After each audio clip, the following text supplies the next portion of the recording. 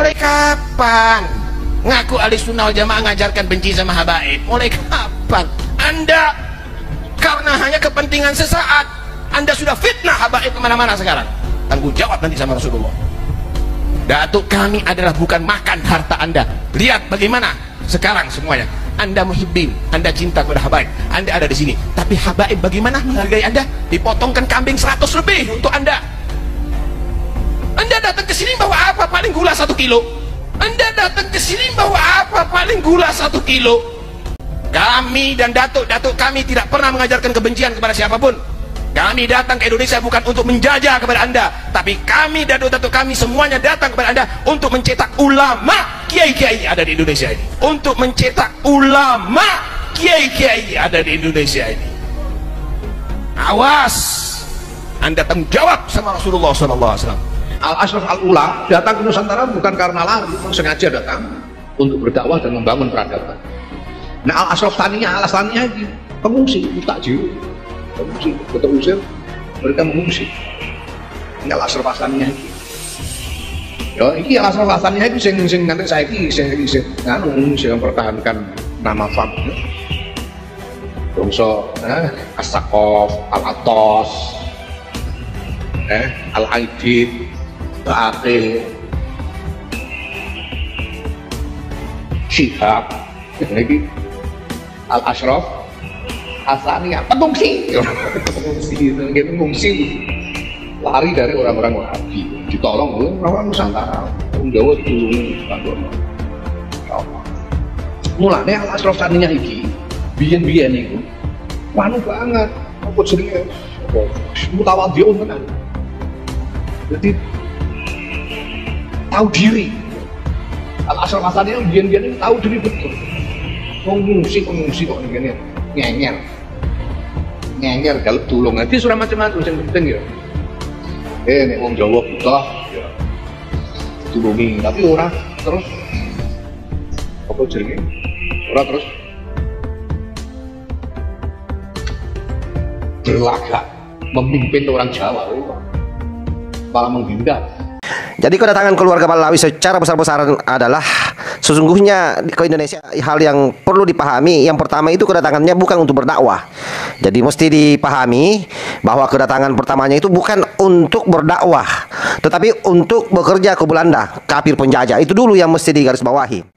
Karena pada saat itu memang Belanda memerlukan banyak tenaga kerja dan tidak mau mempekerjakan pribumi. Karena dua alasan. Alasan pertama adalah pribumi membenci Belanda. Jadi memang pribumi itu sangat membenci yang namanya Belanda, sehingga Belanda takut memperkerjakan orang-orang pribumi. Yang kedua, karena pribumi badannya kecil-kecil dan lemah. Nah, itu juga. Jadi memang Belanda mencari orang yang kuat.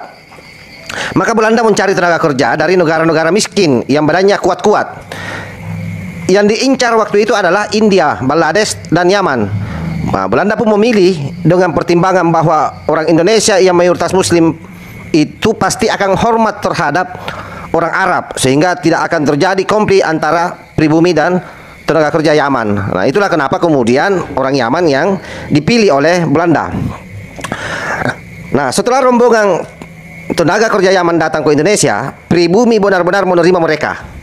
Jadi siasat Belanda di sini masuk kan. Kenapa pribumi mau menerima mereka? Ya karena yang datang ini adalah merupakan orang yang beragama Islam, apalagi rata-rata dari Balawi ini dianggap sebagai keturunan Rasulullah Shallallahu Alaihi Wasallam.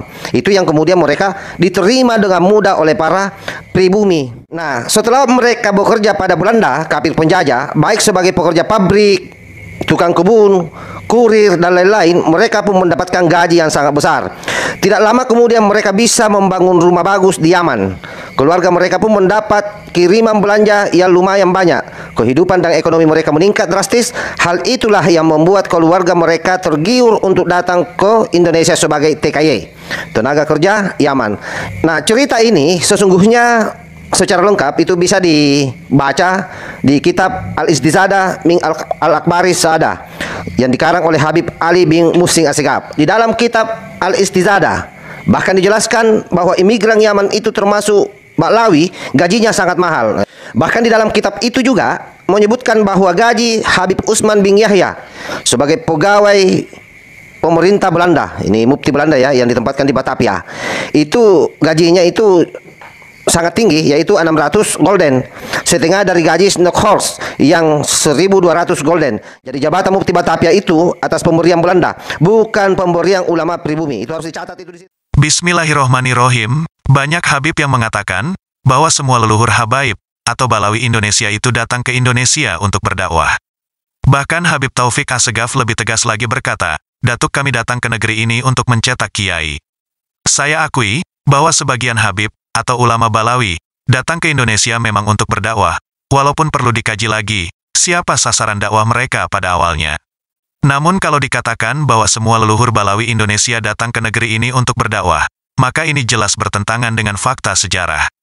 Pada abad 19 dan 20, Nusantara, khususnya Jawa, adalah tempat yang sangat menggiurkan bagi orang-orang Hadramaut untuk bekerja mencari nafkah, sampai-sampai ada syair terkenal di masa itu yang ditulis oleh Habib Muhsin bin Alwi Assegaf. Syair itu berbunyi, "Barang siapa yang telah tumbuh dewasa maka katakan padanya, pergilah ke Jawa, bawakan kami dunia, kujadikan kau pengantin, dan kami pun akan mendapat kehidupan yang baik." Kebanyakan mereka datang ke negeri ini dan negeri-negeri lain adalah untuk mencari nafkah, sama seperti imigran Yaman yang lain. Habib Ali bin Muhsin Assegaf berkata dalam kitab Al-Istidah halaman 75. Adapun hal-hal yang menyebabkan imigrasi, maka yang paling utama adalah susahnya mencari penghidupan di Hadramaut, dan tingginya peningkatan populasi keluarga Balawi di sana. Saking banyaknya yang berimigrasi, sampai-sampai jumlah keluarga Balawi yang berimigrasi berkali lipat dari jumlah keluarga Balawi yang menetap di Hadramaut. Sebagian kecil dari mereka datang untuk berdagang, selebihnya menjadi buruh, baik bekerja di pabrik maupun di perkebunan. Ada juga yang bekerja di rumah orang Belanda sebagai satpam atau tukang bersih-bersih. Namun di antara para pekerja itu ada juga yang menabung, kemudian mulai berdagang kecil-kecilan hingga menjadi kaya. Adapun lapangan kerja saat itu umumnya dimiliki oleh orang Belanda dan orang Eropa lainnya. Merekalah yang memiliki perkebunan tebu dan pabrik gulanya, perkebunan teh, pabrik kain, pabrik baja, pabrik tegel, dan sebagainya. Sedangkan pedagang Arab jumlahnya tidak banyak, dan tidak memiliki lapangan kerja yang banyak. Mereka hanya perlu karyawan untuk membantu di pasar atau menjaga toko. Jadi majikan hampir semua imigran Yaman itu adalah orang-orang kafir Eropa.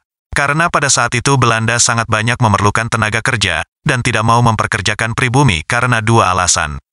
Alasan pertama, karena pribumi membenci Belanda sehingga Belanda takut memperkerjakan orang pribumi. Alasan kedua, karena pribumi badannya kecil-kecil dan lemah, sehingga Belanda mencari orang yang tubuhnya kuat untuk diperkerjakan. Maka Belanda mencari tenaga kerja dari negara-negara miskin yang badannya kuat-kuat. Yang diincar Belanda waktu itu adalah India, Bangladesh, dan Yaman. Dengan pertimbangan bahwa orang Indonesia yang mayoritas Muslim itu pasti akan hormat kepada orang Arab, sehingga tidak akan terjadi konflik antara pribumi dengan tenaga kerja Yaman, sehingga Belanda memilih orang Yaman sebagai tenaga kerja di Indonesia. Setelah tenaga kerja Yaman datang ke Indonesia, warga pribumi benar-benar menerima mereka, sehingga siasat Belanda berhasil. Alasan tenaga kerja Yaman diterima oleh warga pribumi adalah karena yang datang beragama Islam, dan rata-rata dari Balawi dianggap sebagai keturunan Nabi Muhammad. Setelah para imigran Yaman ini bekerja kepada kafir Belanda, baik sebagai pekerja pabrik, tukang kebun, kurir dan lain-lain, mereka pun mendapatkan gaji yang sangat besar, sehingga tidak lama kemudian mereka bisa membangun rumah bagus di negerinya, keluarga mereka pun mendapat kiriman belanja yang lumayan banyak. Kehidupan dan ekonomi mereka meningkat drastis. Hal itulah yang membuat keluarga mereka tergiur untuk datang ke Indonesia sebagai TKY atau tenaga kerja Yaman. Setelah keluarga Balawi bersama imigran Yaman lainnya berbondong-bondong datang ke Indonesia, sesepuh Habaib di Yaman marah dan melarang keluarga Balawi untuk meninggalkan Hadramaut. Karena rata-rata yang datang ke Indonesia kemudian menikah dan tidak kembali ke Hadramaut. Habaib sepuh menasehati mereka agar bertahan di negeri leluhur walaupun hidup miskin. Termasuk yang paling banyak menasehati mereka adalah Habib Muhsin bin Alwi Assegaf, tahun 1177 hingga 1257 Hijriah. Beliau menasehati orang Siwun yang banyak meninggalkan kampung halaman untuk bekerja di Jawa. Al-Istizadah halaman 172. Namun himbauan dan kemarahan sesepuh Habaib itu tidak digubris oleh para Balawi yang telah bersemangat untuk bekerja di Jawa. Habib Muhammad bin Ahmad Asy-Syatiri merasa heran, karena banyak Balawi yang sama sekali tidak mau mendengar nasihat Habaib. Habib Ahmad bin Umar bin Sumit juga heran, karena tokoh-tokoh Balawi tidak serius menghalangi kepergian para Balawi yang membanjir untuk bekerja ke Jawa. Mereka pun tetap pergi ke Indonesia, sehingga lebih dari setengah keluarga Balawi meninggalkan kampung halamannya. Jadi, jumlah Balawi yang hijrah ke Indonesia itu lebih banyak dari jumlah Balawi yang bertahan di Hadramaut. Al-Istizadah halaman 75-76. Habib Ahmad bin Abdurrahman Assegaf menyebutkan bahwa Habib Abdullah Al-Haddad pernah berbicara tentang harta Balawi yang diperoleh di Jawa, bahwa harta mereka itu cepat habis atau tidak berkah. Mungkin karena mereka mendapatkannya dengan kerakusan, atau karena tidak waro dan mungkin juga karena tidak pernah dizakati. Al-Istizadah halaman 571. Bagi Habaib Yaman, Jawa seperti memiliki kekuatan aneh, karena rata-rata orang Yaman yang datang ke Jawa tidak mau pulang.